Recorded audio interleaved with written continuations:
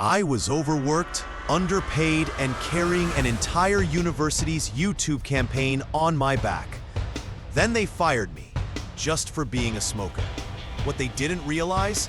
I had a plan that would cost them 10 times my salary and destroy the careers of the very people who threw me under the bus.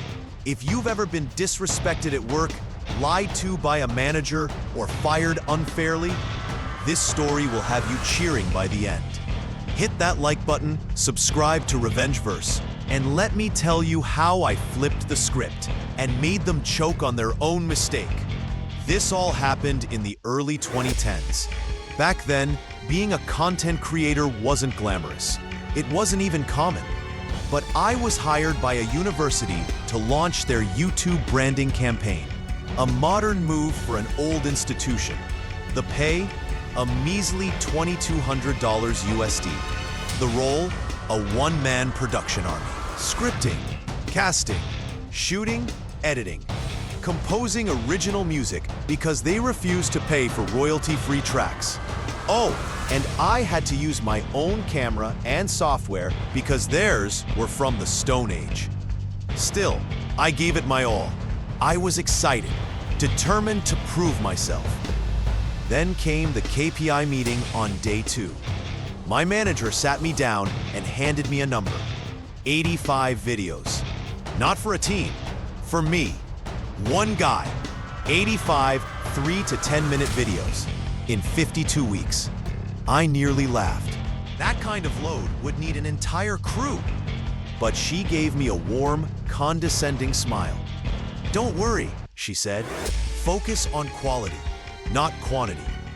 That one sentence gave me hope.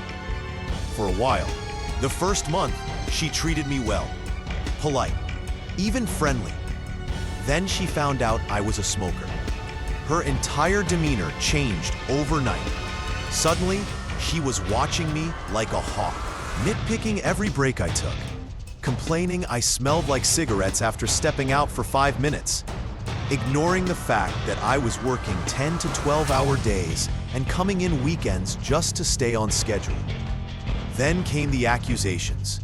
"You're not contactable during your breaks. You're 5 minutes late in the morning. You should be more present at meetings." I felt like I was being hunted, but I kept working. I told myself, just finish the project. Get through the year. Prove them wrong. 5 months in, I got the call. "Director wants to see you." I walked in. My manager was already there, putting on her best fake frown, the kind that screams, "I can't wait to watch you get fired." The director looked disappointed. "We've heard you're falling behind," she said. "Only 30 videos out of 85 completed? That's not acceptable." I tried to explain that I was a one-man crew, that I'd been working 60-hour weeks, that the videos I had made were getting the highest views the channel had ever seen. But the director waved it off. The KPI is the KPI. We need to bring in professionals to finish the job. And then my manager said it. "We'll get a professional production house." She said it like she was spitting poison. I sat there, stunned, betrayed, but not broken. Because in that moment, I had an idea. They wanted professionals? Let's give them some professionals. You see, as the content lead, I had built the internal database of local production houses. I knew exactly who they would call. So the night I got fired, I went in and sabotaged every single contact in that list. Changed emails, switched numbers, wiped the working references. Except one. A small but rising production company where a friend of mine worked as a junior director. I called him that night, told him everything. I said, "You're about to get a call from my ex-employer. When you do, I want you to pitch, but using my blueprint." He was in. His general manager was in. We drafted a plan. I handed them everything. A full guide on how to pitch, what buzzwords to use, what visuals to show, what the director loved to hear. Within days, they got the call. Within a week, They had the contract. And the best part? They agreed to pay me a 15% finder's fee, a standard industry practice. And this wasn't small-time money. The university signed a 6-month deal worth a high 6-digit payout.